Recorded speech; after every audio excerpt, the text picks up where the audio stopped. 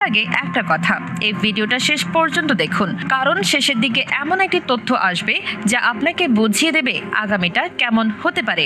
সাইবেরিয়ার গভীর অংশ এত গভীরে যে সাধারণ মানুষের কোনো ধারণাই নেই সেখানে কি আছে। স্যাটেলাইট ইমেজে সেখানকার ছবি প্রায় ঝাপসা করে দেওয়া হয়, হয়তো প্রাকৃতিক কারণে, হয়তো কৃত্রিম, কিন্তু যা নিশ্চিত সেখানে কোনো গুরুত্বপূর্ণ কাজ চলছে চলছে বছরের পর বছর থেকে।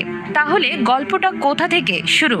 একটি বিমানবন্দর থেকে, রাশিয়ার একটি গোপন সামরিক ঘাঁটি।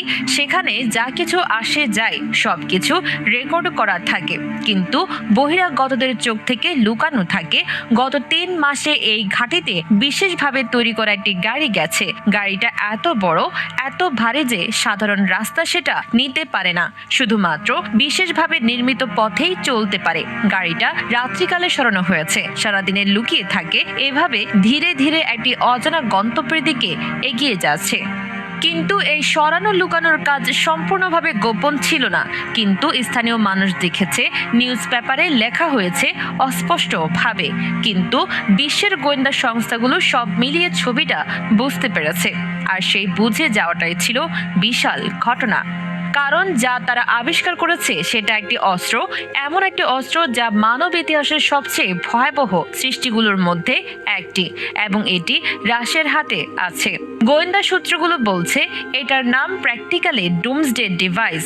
অনেকে একে বলছে অবজেক্ট Z117, আর কিছু গোপন নথিতে এটি উল্লেখিত হয়েছে সিম্ফনি 1 নামে, কারণ এটা সবকিছুর সমাপনী সঙ্গীত।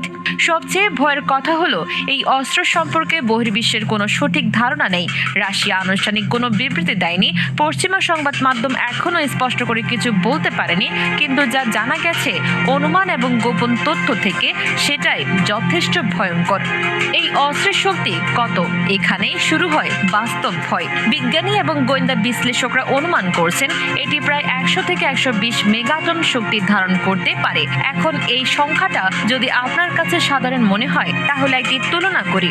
1945 সালে আমেরিকা হিরোশিমায় যে বোমা ফেলেছিল তার শক্তি ছিল মাত্র 15 কিলোটন, মানে হাজারের 1 অংশ। আর এই নতুন অস্ত্র সেই বোমার চেয়ে প্রায় 8000 গুণ বেশি শক্তিশালী। 8000 গুণ। ভাবুন একবার, হিরোশিমায় যা ঘটেছিল, 70,000 মানুষ মারা গিয়েছিল তাৎক্ষণিকভাবে, একটি সম্পূর্ণ শহর ধ্বংস হয়ে গিয়েছিল সেকেন্ডের মধ্যে।